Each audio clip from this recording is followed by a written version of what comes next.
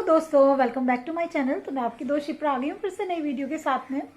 और दोस्तों, कल को शिवरात्रि का दिन है, तो आज रात से ब्लॉग मैंने शुरू किया है क्योंकि शिवरात्रि से पहले। और मेरे सक्षम हेलो करो। हेलो। सक्षम मेरे पास बैठा हुआ है और सक्षम ने श्रीजा ने डिनर कर लिया है, बट मेरे हस्बैंड ने और मैंने अभी नहीं किया है। मैं उनको कह रही हूँ डिनर कर लो। 9 o'clock हो रहे हैं, बट उनको भूख नहीं लग रही है। आजकल उनको भूख बहुत कम लग रही है। और कल मॉर्निंग में उनका डायलिसिस है। 8 o'clock उन्हें डायलिसिस पे भी जाना है। कल को शिवरात्रि है, जल चढ़ाने मंदिर भी जाना है, तो कल हम जल्दी जाएंगे मंदिर। और शिवरात्रि के दिन से एक रात पहले जो जो काम मैं करती हूँ वो सब कर लूँगी। जैसे अपने मंदिर क्लीनिंग है, मतलब मंदिर की डीप क्लीनिंग अभी रात को कर लूँगी। मॉर्निंग में पूजा से पहले इतना काम करते हैं तो पूजा के लिए लेट हो जाता है। और कुछ प्रसाद बना के रखूँगी भगवान जी के लिए, कुछ पंजीरी वगैरह जो भी बनाऊँगी, तो वो सब अभी करूँगी। और बस उसी की तैयारी है। किचन मैंने क्लीन कर लिया क्योंकि थोड़ा सा जूठी गैस पे ना ये सब काम नहीं करते तो ठीक नहीं रहता। तो मैंने सब बच्चों को तो खाना खिला दिया है और पूरी गैस क्लीन कर लिया। उसके बाद में चलिए प्रसाद बनाते हैं भगवान जी के लिए। और मन थोड़ा उदास सा है जब मैं कुछ खाने के लिए बनाती हूँ। कितना कुछ करती रहती हूँ, कितना कुछ बनाती रहती हूँ। एक टाइम था कि इतना खुश होकर खाना खाते थे, बड़ा अच्छा लगता था, मेरा मन भी खुश रहता था। और जब भी सही से खाना नहीं खाते मन बड़ा उदास सा रहता है, अपने आप भी खाना खाने की इच्छा नहीं होती। पता नहीं लाइफ कब ठीक होगी। बस जल्दी भगवान जी सब ठीक करो। जय हो भोले बाबा की। तो चलिए बाबा जी का प्रसाद बनाते हैं हम तो अपने भोलेनाथ का। तो कभी तो उनकी दया दृष्टि मेरे पे भी होगी, है ना। चलिए काम शुरू करते हैं। सो गाइस, मैं आ गई हूँ अपनी किचन में। और किचन में अब मैं बनाऊँगी थोड़े से प्रसाद के लिए, समझ लीजिए पंजीरी या फिर व्रत में खाने के लिए, जैसे भी आपको सही लगे। मैं थोड़ा सा इसके लिए प्रसाद के लिए भी निकाल के रख दूँगी, भगवान जी को भोग लगाने के लिए निकाल के रख दूँगी। इसलिए कह रही हूँ क्योंकि मैं कुछ चीज़ बनाऊँगी, बच्चे छोटे हैं वो मानते नहीं है, वो खा लेते हैं। तो इसलिए मैं एक बाउल में ना अपने भगवान जी के लिए प्रसाद के लिए व्रत में कल भोग लगाने के लिए शिवरात्रि पे अलग निकाल दूँगी, क्योंकि बच्चों को भी बहुत ज़्यादा मैं मना नहीं कर सकती। और दोनों ही चीज़, बच्चे भी भगवान जी का ही रूप होते हैं। और हम भी जब हमारे छोटे थे, मुझे याद है हमारी मम्मी बनाती थी, हम मानते नहीं थे जब तक कोई खाने की चीज़ हमें मिलती नहीं थी, तो हम परेशान करते रहते थे मम्मी को। तो वही मेरे बच्चों का हाल भी रहता है। तो मैं मखाने को थोड़ा सा देसी घी डाल के फ्राई कर लूँगी। और कल के ब्लॉग में मैं दिखा रही थी आपको कि घी मैंने निकाला था मलाई से, वो मैंने इसलिए बनाया था। कोई इस तरह का फेस्टिवल आता है ना, व्रत वगैरह, तो मैं फ्रेश जो घी होता है उसका यूज़ करती हूँ। मतलब जिसमें अन्न का हाथ ना लगा हो ना, कुछ अलग निकाल के रख लेती हूँ, तो वो ठीक रहता है। क्योंकि फास्ट में हम लोग खाते हैं, अन्न का हाथ लगा होता है तो सही नहीं होता। तो मैं अपना व्रत का घी, चीनी वगैरह सब अलग रखती हूँ, शुगर भी अलग रखती हूँ। तो वही ना, मम्मी को देख के बच्चे बहुत कुछ सीखते हैं। हमारी मम्मा ऐसी करती हैं अभी भी, पहले भी ऐसी करती थी जब हमारी शादी नहीं हुई थी। तो वही मम्मी से सब कुछ सीखा है। अभी मैं ये अपना ये बादाम और काजू जो थोड़े से मैंने लिए हैं, क्योंकि मुझे बहुत ज़्यादा पंजीरी नहीं बनानी, तो इसलिए मैंने ठीक ठीक क्वांटिटी में ले लिए, 2-2 मुट्ठी ले लिए सब। तो इन सबको भी फ्राई कर लूँगी। मखानों को अलग फ्राई इसलिए किया है क्योंकि मखानों का फ्राई करने का अलग टेम्परेचर होता है, इनका अलग होता है। अगर सारे एक साथ में फ्राई करती तो मखाने जल जाते हैं। अभी किसी भी ड्राई फ्रूट्स को आप पंजीरी के लिए फ्राई कर रहे हो तो आपको भी अलग अलग करने चाहिए आई थिंक।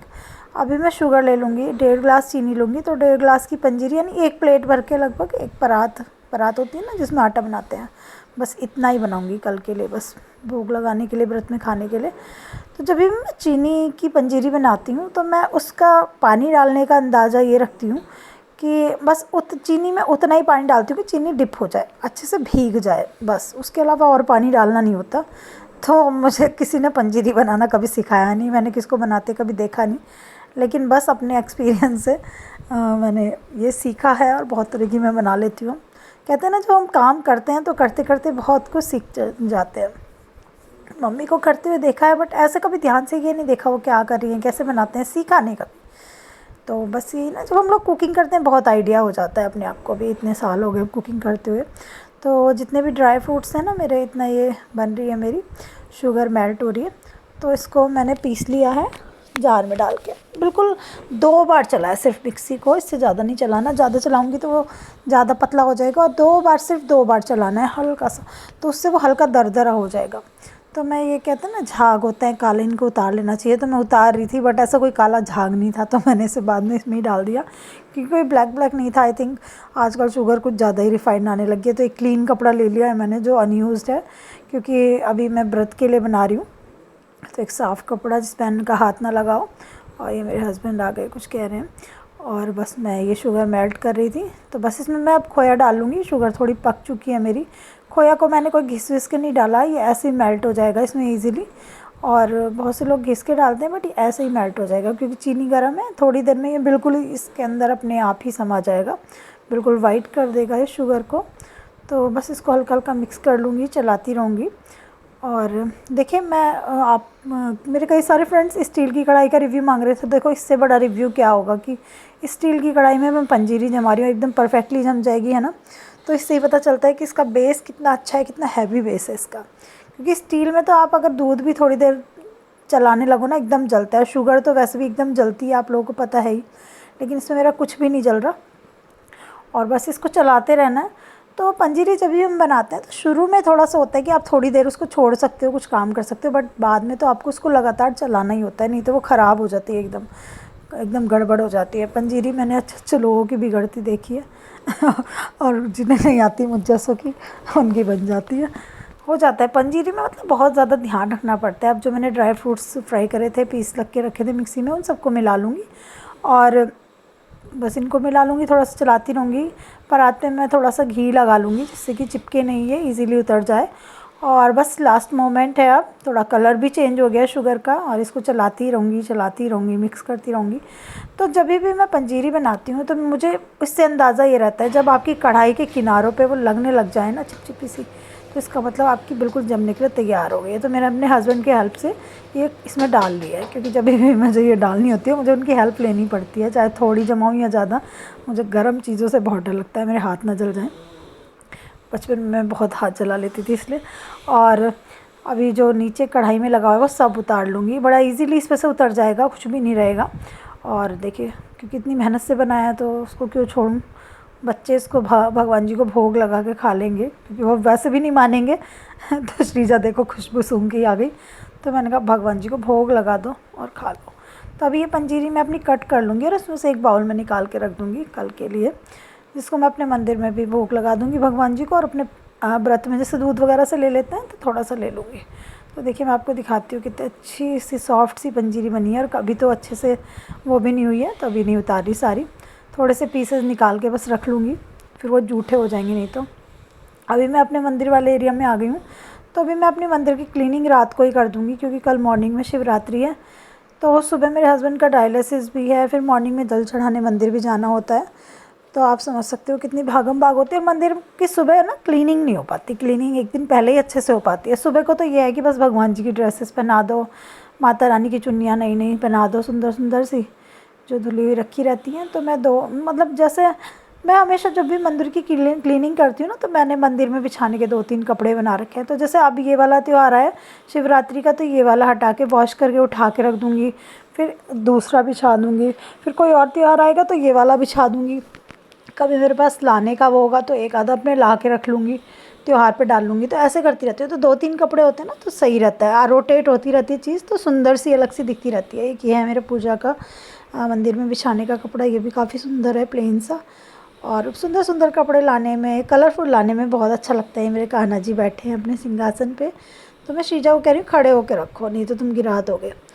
तो ये बस मेरी मम्मी का मंदिर है, तो बस इन चीज़ों को मैं यहाँ से साफ़ करूँगी पूरी तरह, डीप क्लीनिंग। और देखो श्रीजा कुछ बता रही है, ऐसा है यहाँ पे तो श्रीजा कह रही है कि ये भगवान जी का स्वेटर मैं उतार देती हूँ, गर्मी लग रही होगी सही कह रही है। तो उसने स्वेटर उतार दिया, कह रही मेरे जैसे भगवान बन गए भगवान जी। हाफ़ टी शर्ट पहन ली उन्होंने। अभी मैं श्रीजा को कुछ हेल्प करने के लिए कह रही हूँ, वो मेरी हेल्प कर देती है हर एक चीज़ में, और सही भी है। वो देखती है जैसे हम देखते थे, तो वो इसी तरह तो बच्चे सीखते जाते हैं। और ऐसा नहीं है कि मैं श्रीजा के साथ ही ऐसा करती हूँ, मैं सक्षम को भी अपने साथ लगा के रखती हूँ, जिससे वो भी चीज़ों को सीखता रहे। तो अभी मैं अपने मंदिर को अच्छे से रगड़ के क्लीन कर लूँगी गीले कपड़े से। और श्रीजा कर रही है जितनी भी मूर्तियाँ हैं ना भगवान जी की, उन पर कपड़ा लगा रही है। और जिनको स्नान कराना है उनको मॉर्निंग में स्नान कराऊंगी, क्योंकि श्रीजा कुछ कह रही है अभी। बैंक के कार्ड नहीं है? अच्छा, ये बैंक कार्ड नहीं है, मतलब एटीएम कार्ड। ये भगवान जी का पेटीएम है। Paytm ATM. तो देखो बच्चे दिमाग कितना चलाते हैं। भगवान जी का एटीएम कार्ड है ना, वो जो होते हैं साईं बाबा के जो यंत्र होते हैं बुक के साथ में आते हैं जब व्रत वगैरह करते हैं। तो अब मैं अपना ये साफ़ कपड़ा मंदिर में बिछा लूँगी। तो रेड रेड से कपड़े कितने सुंदर लगते हैं। माता रानी की चुन्नियाँ हैं, तो ये वाले कपड़े सारे वॉश कर दूँगी मॉर्निंग में और वॉश करके रख दूँगी। तो ये कह रही है ऊपर उठा उठा के कर रही है, मैं मना करूँ बेटे मत करो, गिर जाएगी, शीशा कांच टूट जाएगा उसका, तो वो सही नहीं रहता, मूर्ति ख़राब हो जाएगी तस्वीर भगवान जी की। तो बस यही। और सारे जो जितने धोने वाले कपड़े हैं वो मैंने अलग रख दिए हैं भगवान जी के, वो मॉर्निंग में उनको वॉश कर दूँगी मंदिर के कपड़ों को। और बस ये रात में सारी मेरी जितनी भी भगवान जी की फ़ोटोज़ हैं और जितनी मूर्तियाँ हैं, कुछ पीतल की मूर्तियाँ हैं मेरे पास में, और मूर्तियाँ तो अधिकतर मेरे पास सारी पीतल की ले रखी है मैंने। पीतल की मुझे बहुत अच्छी लगती हैं, इस तरह की पीतल की चीज़ें यूज़ करना।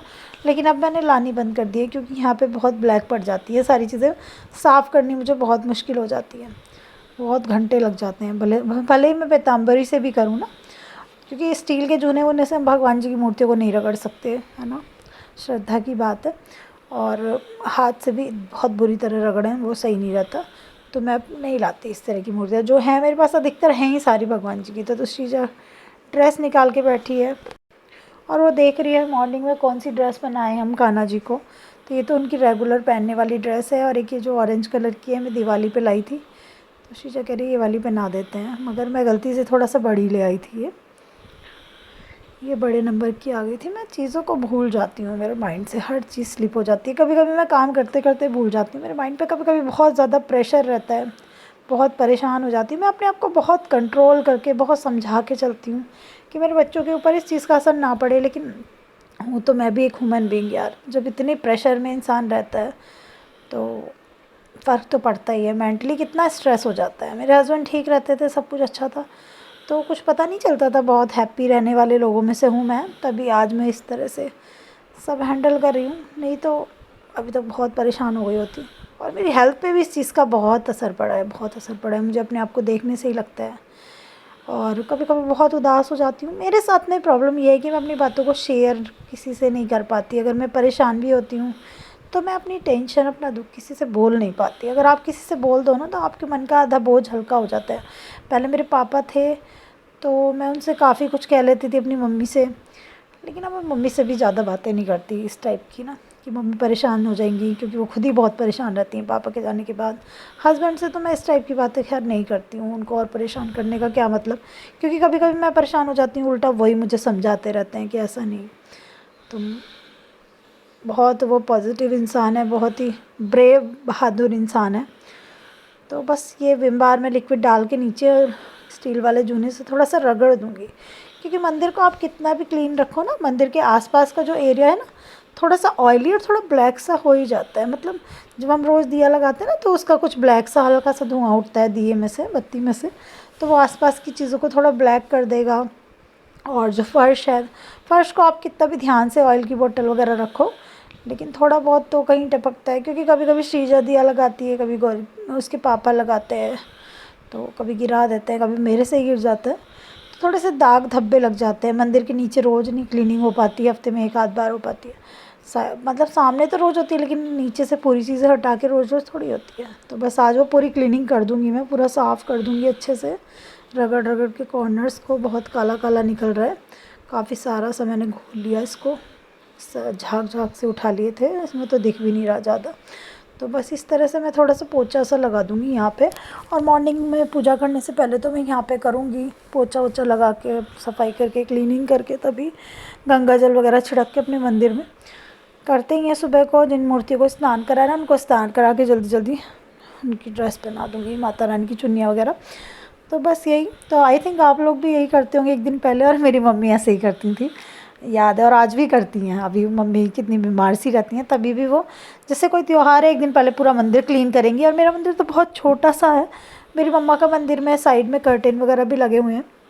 और मेरा दीपावली का ब्लॉग है भाई दूज का, अगर आपको मेरी मम्मी से मिलना है ना तो वो वाला ब्लॉग देखना आप लोग, उसमें मेरी मम्मी है।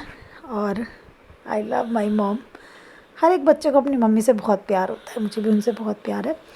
और बस मैं चीज़ों को जगह पे लगा दूँगी, अच्छे से पोंछ दूँगी। तो सुबह के लिए मेरा मंदिर रेडी हो गया, मुझे सुबह के लिए इतनी टेंशन नहीं रही। और बस किचन में आ गई हूँ, थोड़ी दही जमाऊँगी और बच्चों को दूध दूँगी, तो मेरा छोटू सा ये ब्लॉग आई थिंक इंस्पायरिंग लगा होगा आपको। तो चलिए अगले ब्लॉग में मिलती हूँ। Bye bye.